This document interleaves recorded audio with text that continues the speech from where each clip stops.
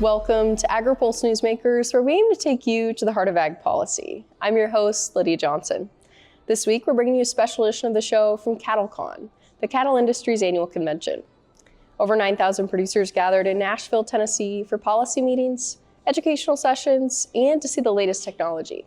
Health and Human Services Secretary Robert F. Kennedy Jr. headlined the convention, marking the first time the leader of the Make America Healthy Again movement has addressed a major farm organization since joining the Trump administration. Kennedy said he eats beef once or twice a day and told cattle producers to expand their herds. He drew cheers by declaring that the administration doesn't want to import beef. The beef sector is currently one of the brightest spots in the farm economy, with success masking broad financial weakness across most commodity sectors, according to the Agriculture Department's Farm Income Forecast released Thursday. To begin the show, we asked Ethan Lane, the Senior Vice President of Government Affairs at the National Cattlemen's Beef Association, about the organization's 2026 policy priorities. Record crowds here in Nashville, 9,000 cattle producers under one roof for a week to talk about higher cattle prices than they've seen in a generation, higher quality grades for our product than we've ever seen, demand for our product from consumers through the roof, not just here, but around the world. And a lot of conversation here about how we can continue that run, make sure that we're confronting threats like the New World Screwworm, obviously a lot going on in that space.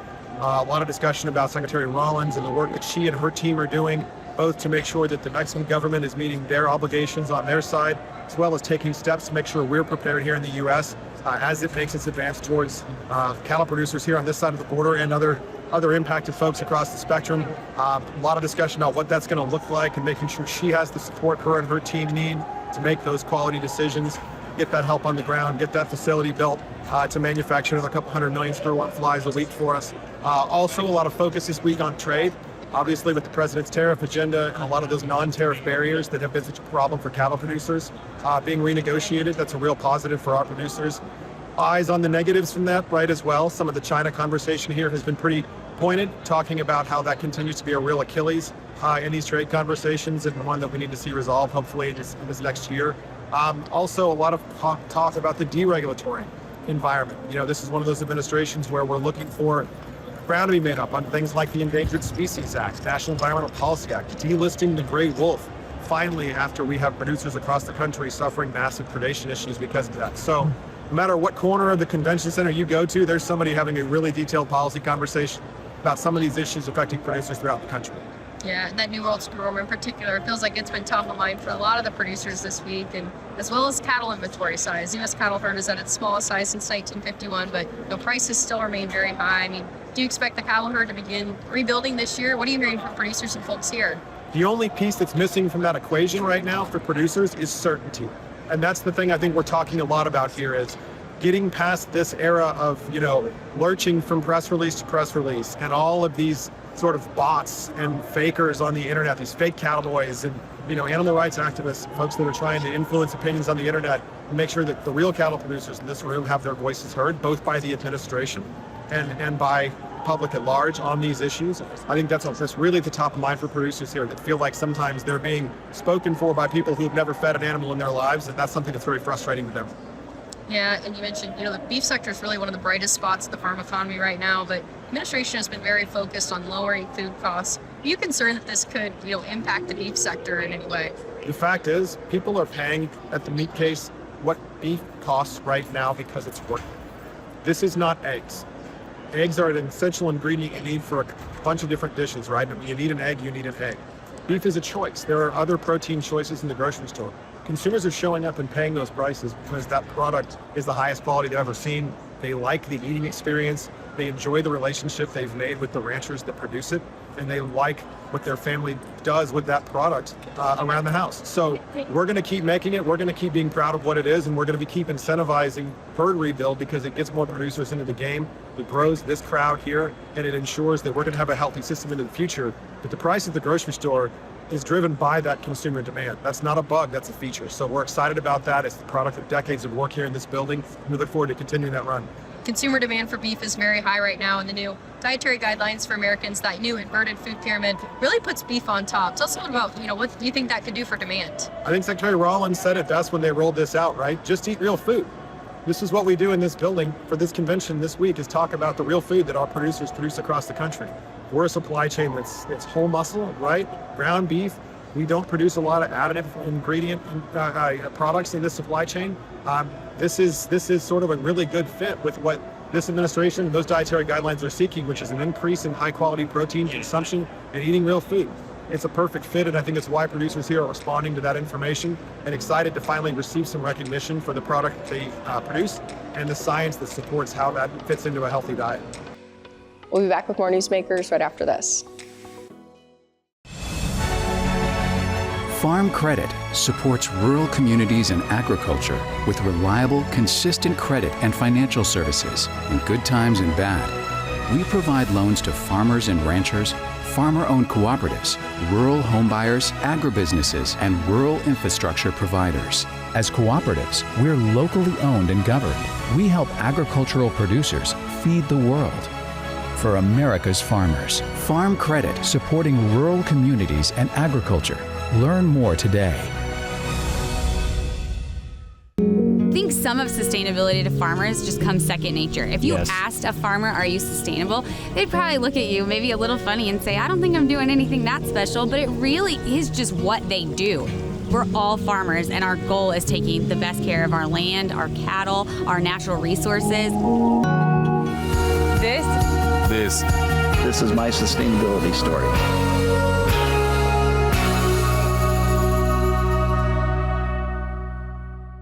Welcome back. Joining us from CattleCon, Kevin Good with CattleFax shares an outlook for the cattle sector in the year ahead. Producers generally are pretty happy. Obviously with record high prices for all classes of cattle and profitability at all-time highs. So that's a positive. And I think from an industry standpoint, record beef demand is also extremely positive. Some of the things or concerns we hear about are obviously Mother Nature, weather. A lot of areas we've been in a dry spot. Not only recently, but if we go back and think about it, we've really been in a dry cycle for 20 plus years. So that's one of the major headwinds as far as production is concerned. The most recent USDA cattle inventory report shows that the U.S. cattle herd is at the lowest level since 1951. I mean, could the herd begin to rebuild this year in 2026? We think it will. And obviously Mother Nature has to cooperate, but we've got record profits. If you look at the data from last year, actually the dairy herd started to rebuild. And the dairy herd's at basically about a 20-year high. At the same time, the beef herd is slow to respond. Beef cow slaughter was down substantially last year, which would suggest we're starting to keep them back for one extra calf. But the problem is we're not keeping heifers up. And so basically we're going to have to see a little more heifer retention before that total number starts to tick up. Yeah. Texas Ag Commissioner Sid Miller is calling for a heifer tax credit to bolster the U.S. cattle supply and lower beef prices. I'm curious if an incentive like that is needed to really increase the herd. Oh, I guess I would say less government intervention is better typically. So if we just think about it from a big picture standpoint, the headwinds we've got basically is weather and also some uncertainty. You've got a lot of producers who may be getting a little bit older, got some urban sprawl taking place.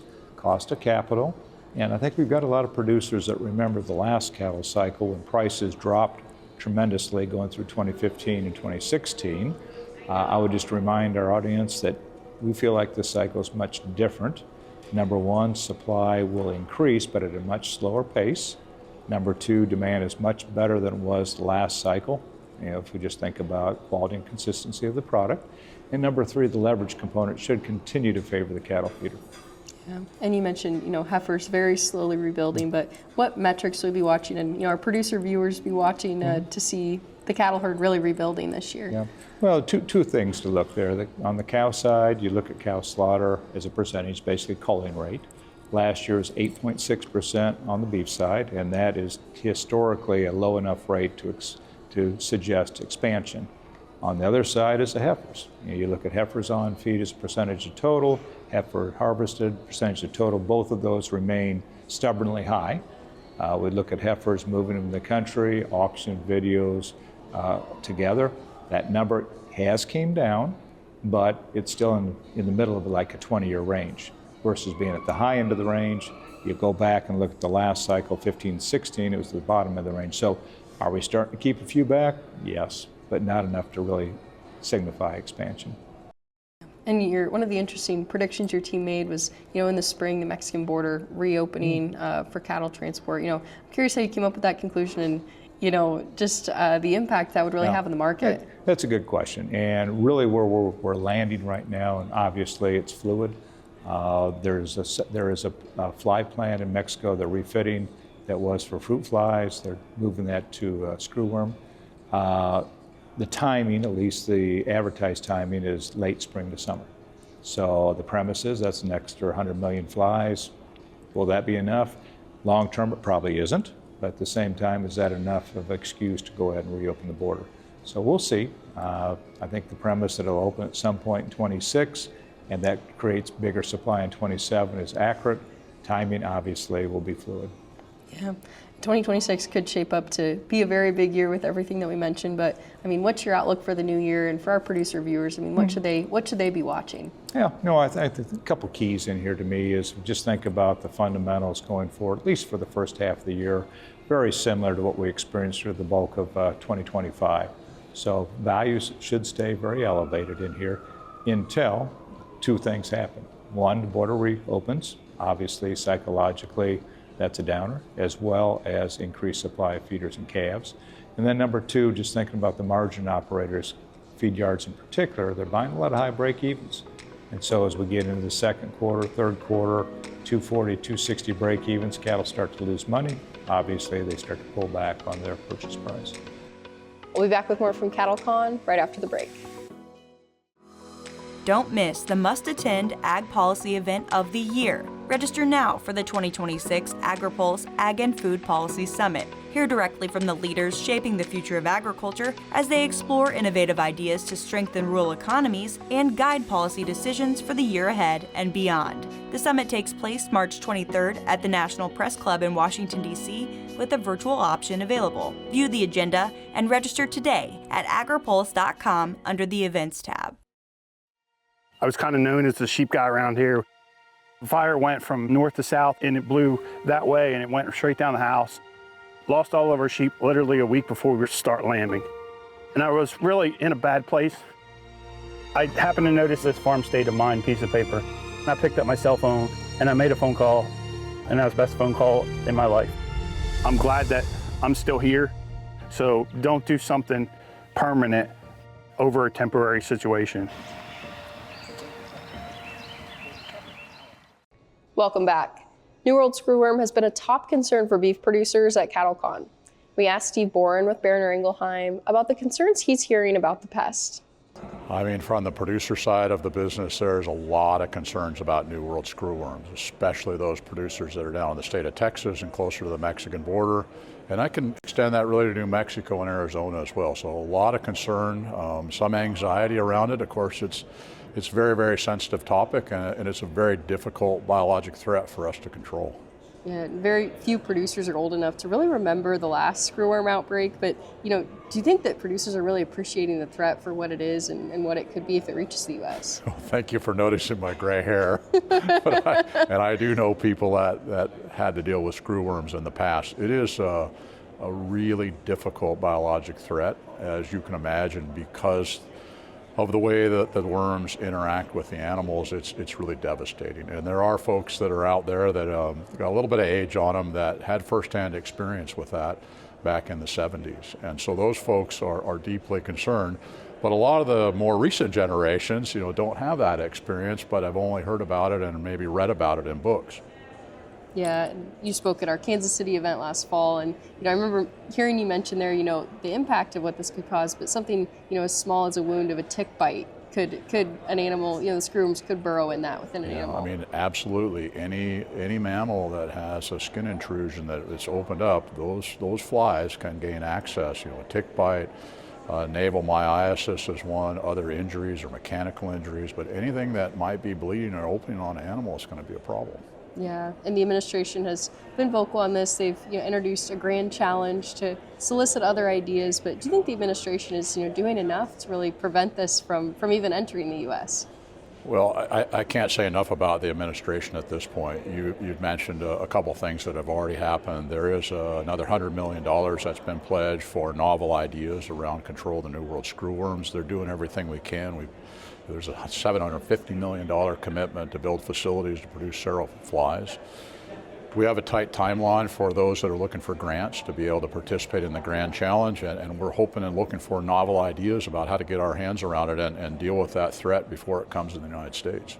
Yeah, and just one of the examples of simulations occurring, but the White House recently held somewhat of a simulation on New World screwworm. There have been other type tabletop exercises, Right. but what does the administration learn from that, and some of these other even industry groups and producers learn from these simulations to be prepared? Those are super valuable exercises. During the tabletop discussions, they typically talk about how do we mobilize if we have a threat from a foreign animal disease or a biologic threat like the screwworm. Making sure that product is available, whether it's conditionally approved or emergency use authorization. And there's just a lot of mechanics that have to happen when we have that type of threat that doesn't exist today, because it's not endemic in the country, so we're not used to dealing with it. So all of the agencies that were involved, I think, really are doing a heavy lift here to try to make things happen in a really short time window so that we are as prepared as we possibly can be. The administration's actions so far have really underscored the need for collaboration with the private sector. How is your team and the industry in general really preparing for the threat?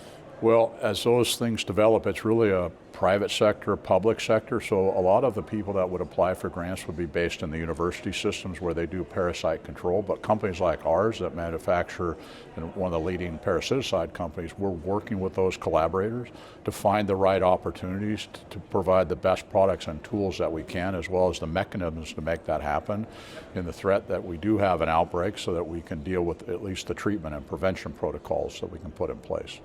And Steve, we have a lot of producers listening to the program. What's your message to them as they're hearing about this threat and what they should be thinking about to maybe even prepare in their own operations? I would just tell them that, look, we're doing everything we possibly can. It takes time. The federal government's supported. We're putting money and resources and people's time behind it. At the universities, the private sector, the public sector, there's a tremendous effort underway, but it's a threat that we just don't have a lot of immediate cures for in the meantime should it come across the border.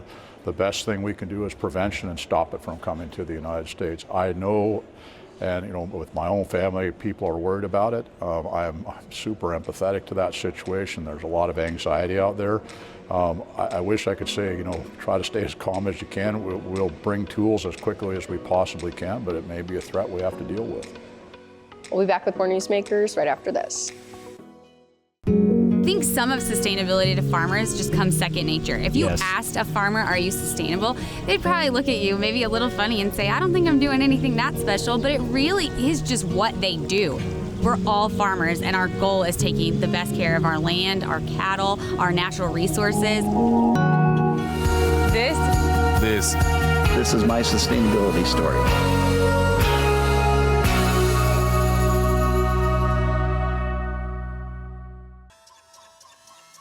Regenerative poultry production is a process by which nature can actually recapture and restore the energy that is being taken out of a space. Farm Credit helped Rahi build his dream of regenerative poultry farming and encouraging fellow immigrants to find community in agriculture. Nothing beats a farm. I'm just pursuing happiness. Learn more at farmcredit.com/beginning. Welcome back.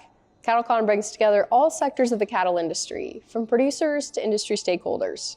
I spoke with Kansas rancher Brandi Buzzard about the impact of attending the event for her operation. Well, I'm really excited to be here in Nashville at CattleCon. This is a can't miss event for me. There's no other place in the beef industry, the cattle industry, to gather with this many producers all in one place to hear about policy issues that are happening, about checkoff work, about beef research, about issues that are affecting cattle producers, market talks, hear from Cattle Chat, talk with vendors here in the trade show and make decisions about equipment and nutrition for the coming year. This is a must-be place for me. And overall, I think the spirits are high in the beef industry. Like, we're having the highest prices for calf, the highest calf prices we've seen in like 70 years. All right, so wonderful opportunity here for producers. I'm hearing lots of great things about profitability opportunities. So I think overall the general consensus and the feeling is that is a very positive one. Yeah, I mean, the beef sector is one of the real bright spots in the farm economy right now. And your family, from my understanding, farms and ranches in Kansas. Can you tell us about your operation and some of the challenges that you face there in your operation? Right, so my name is Brandi Buzzard. My husband and I, Hyatt, own High Bar Cattle Company in Greeley, Kansas. We are a purebred Gelbvieh and Balancer operation. So we sell purebred Gelbvieh and Balancer bulls. We also do stockers occasionally and sell quite a bit of freezer beef. And for us, some of the challenges in our particular area, because we don't farm, we lease and own total about 30 acres of farm ground, and we have that custom planted for silage corn, custom chopped, like we are not farmers. But for us as ranchers, some of our biggest challenges in our area are drought, obviously. Like it seems, like July and August is always going to be hot and dry. This year we were fortunate to have a little bit of moisture during that time, but as a rule, my area of the state is going to be in a drought, from basically June through late September. The converse challenge of that is that I live in a floodplain, so when it does rain, a lot of those spring rains, the big downpours, we can have our pens flood out. We have to deal with mud. I live in fescue country, so it's like muddy and they're in that fescue a lot. We can sometimes have to deal with foot rot. So regardless of what area you live in, you're going to have challenges in the beef industry. So for us, it's just managing best what we can do. And we're looking at the most recent USDA cattle inventory report, and it shows that the U.S. cattle herd is the lowest since 1951. Mm-hmm. I mean, it's been a long time since it's been this low. I mean, as a producer, when you see that number, how are you making decisions on your operation? Well, as a seed stock producer, we still benefit from high calf prices, but we're kind of a layer removed from it because we're not really selling calves, on the grid or in a barn or to an order buyer or anything like that. But we are still we're obviously still gaining benefit from a higher calf prices and a higher cattle market. For us, we're kind of at our stable level of cows of what our land can manage. So we're always retaining heifers, like a certain amount of them to build the herd, but we're going to be more selective with now our genetics of like which cows are going to stay and maybe which ones are lacking a bit in their efficiency and need to move on. And so we will be selling some then for that, but we've been retaining heifers for the last few years just because we want to maintain our herd size, not really to not in an effort to build our herd anymore, but basically as an act of retaining that herd size. Anything that is a commercial calf on our operation, like if it didn't take an embryo or something like that, that goes into our freezer beef pen. So we're not really selling a lot of things, like a potload of calves or anything like that. When you talk about freezer beef, consumer demand for beef is at a 40-year high right now as well. I mean, tell us a little bit about the freezer beef and, probably an additional income stream for your operation. Yeah, it's been really nice having the freezer beef side of the business. We used to, like in 2019 and 2018, we would maybe have like a heifer that was open. We put her in the freezer beef, like in the feeder pen, and then we'd butcher her and like our family, we'd give a family a quarter and we'd have a quarter and maybe I'd sell the other half or something. In 2020, COVID-19 hit, people were, grocery store shelves were empty, people were trying to get a better connection to their local rancher, and so we decided we're going to expand this business. So I called the two butchers closest to me, and I got as many butcher appointments as I could get, and from there we went from feeding out about 2 or 3 head a year to I will market between 25 and 30 head of freezer beef this year. So we have a wonderful customer base. We have tons and tons of repeat customers because they like that, we've built that trust and that relationship. They like that they know us and can ask questions. If someone wants to we've had people that buy freezer beef from us that come to the ranch and have seen the ranch. So, but it has been a nice side income, to boost those calves that like, if an embryo calf didn't take and you've just got a commercial calf there, in, like 2021, it was not as profitable for that calf as it would be now. So, but it's still a nice avenue for that calf. We'll be back with more from CattleCon right after the break. Don't miss the must-attend Ag Policy event of the year. Register now for the 2026 Agri-Pulse Ag and Food Policy Summit. Hear directly from the leaders shaping the future of agriculture as they explore innovative ideas to strengthen rural economies and guide policy decisions for the year ahead and beyond. The summit takes place March 23rd at the National Press Club in Washington, D.C., with a virtual option available. View the agenda and register today at agripulse.com under the Events tab. I was kind of known as the sheep guy around here. The fire went from north to south and it blew that way and it went straight down the house. Lost all of our sheep literally a week before we start lambing. And I was really in a bad place. I happened to notice this farm state of mind piece of paper. I picked up my cell phone and I made a phone call, and that was the best phone call in my life. I'm glad that I'm still here, so don't do something permanent over a temporary situation. Thanks for joining us for another episode of Agri-Pulse Newsmakers. Both the House and Senate will be in session next week.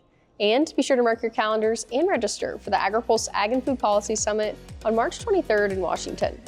For Agri-Pulse, I'm Lydia Johnson. Thanks for watching. Newsmakers is a production of Agri-Pulse Communications. You can also find our new content on YouTube and wherever you get your podcasts. And don't forget to follow Agri-Pulse and our correspondents on social media to get breaking news and more. For agriculture, trade, food, environment, and regulatory news, your source is agripulse.com.